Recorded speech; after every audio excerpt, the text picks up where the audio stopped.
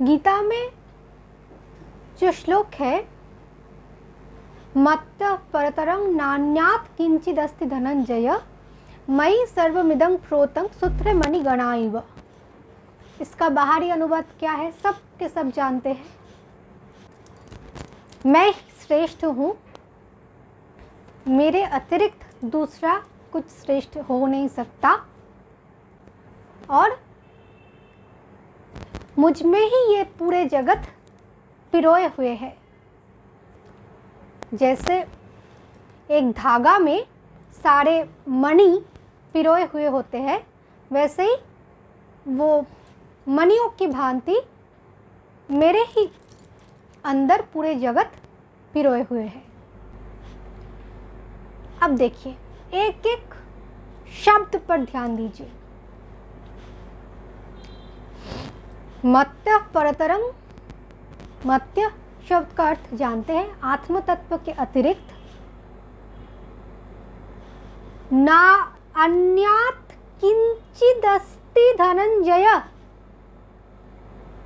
और कोई किसी का अस्तित्व है ही नहीं मेरे अतिरिक्त, आत्मा के अतिरिक्त और किसी का कोई अस्तित्व हो ही नहीं सकता। फिर कैसे प्रकट हुए? तो भगवान ने कहा, पहले कहा धनंजय, धनंजय कहकर संबोधित किया। किंचिद अस्ति धनंजय, जो प्राण को, प्राण वल्लभ को जीत लिया, यानी कि कृष्ण को, यानी कि नारायण को जीत लिया, अथवा प्राण तत्व पर जो विजय पाली, उस धनंजय को, धन शब्द का अर्थ प्राण होता है, तो उस धनंजय को समझा रहा है, देखो ऐसा है कि पहले ये आत्म तत्व प्राणमय बने, फिर प्राणमय क्षेत्र में जाके ये प्राण में आत्मा आरोपित हुआ, जबकि आत्म तत्व प्राण तत्व से भी अलग है, आत्मा से श्रेष्ठ और कुछ हो ही नहीं सकता, किसी का अस्तित्व हो ही नहीं सकता। फिर भी एक सूत्र बना। सूत्र क्या होता है? सूत्र का अर्थ प्राण होता है, सूत्रात्मा, यानी कि वो सूत्र को, प्राण सूत्र को आत्मा मानने लगे सूक्ष्म शरीर, तब से वो आत्म तत्व प्राण तत्व में अनुप्रविष्ट हुआ। फिर प्राणमय क्षेत्र बने। प्राण का कार्य क्या है? कारण अवस्था से सब कुछ व्यक्त करना और कार्यक्षम करना, कार्य करने का क्षमता देते हैं प्राण शक्ति। तो ये प्राण जब से प्रकट हुए तब से ये सब भूख प्यास आदि का निर्माण हुआ, उत्पन्न हुआ, ये सब प्रकट हुआ प्राण के साथ साथ, और ये अत्यंत सूक्ष्म तत्व है प्राण तत्व। तो कारण तत्व तो है नहीं, कारण से कार्यावस्था को प्राप्त कर रहा है, प्राण करा रहा है। तो भगवान ने पहले कहा, मत्तः परतरं नान्यात् किंचिदस्ति धनंजय मयि सर्वमिदं प्रोतं सूत्रे मणिगणा इव। एक एक शब्द पर ध्यान दे। सूत्र शब्द का अर्थ मैंने कहा धागा नहीं, सूत्र मतलब होता है सूत्रात्मा प्राण। ये प्राण ही व्यापक रूप में सूत्रात्मा है, सूत्र है, धागा है। तो ये प्राण किसको कहा जाता है? नारायण को।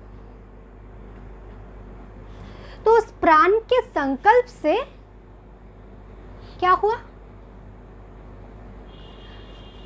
मनोमय राज्य प्रकट हुए और पूर्व के निर्माता ब्रह्मा जी प्रकट हुए, यानी कि मनोमय पुरुष प्रकट हुए, जिसे ब्रह्मा कहा जाता है। वो मनोमय पुरुष है। मणिपुर चक्र से नारायण अथवा प्राण तत्व, जिसके संकल्प मात्र से मणिपुर चक्र से मनोमय पुरुष विधाता ब्रह्मा प्रकट हुए।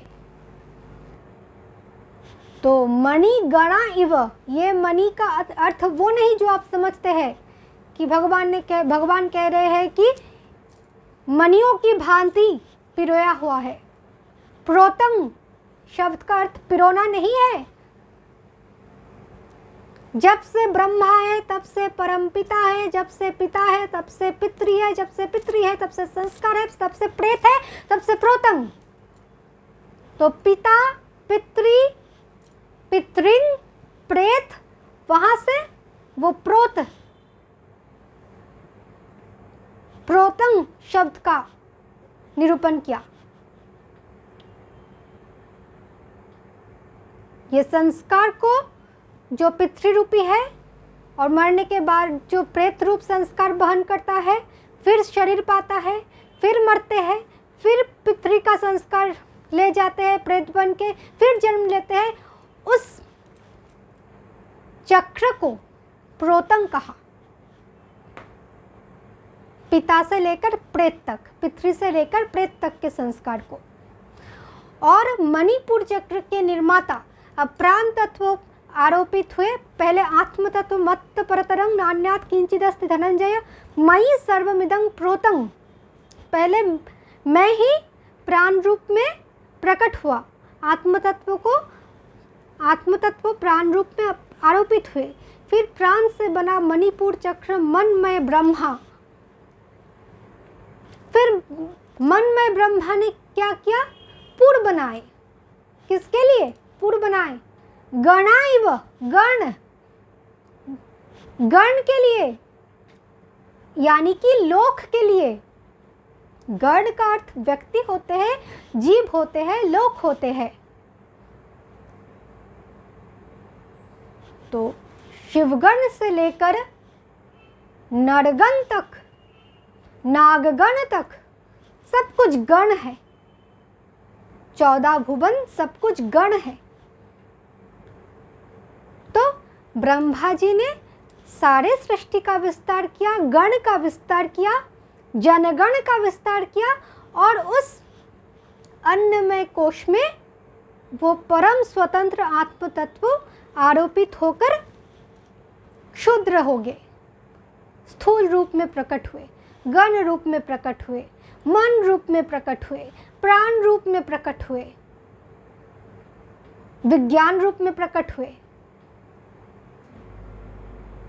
फिर वही एक तत्व ही सर्वत्र है, वो एक आत्म तत्व। इसके अतिरिक्त इसलिए कुछ है ही नहीं। चेतना के अतिरिक्त, आत्म तत्व के अतिरिक्त कुछ है ही नहीं।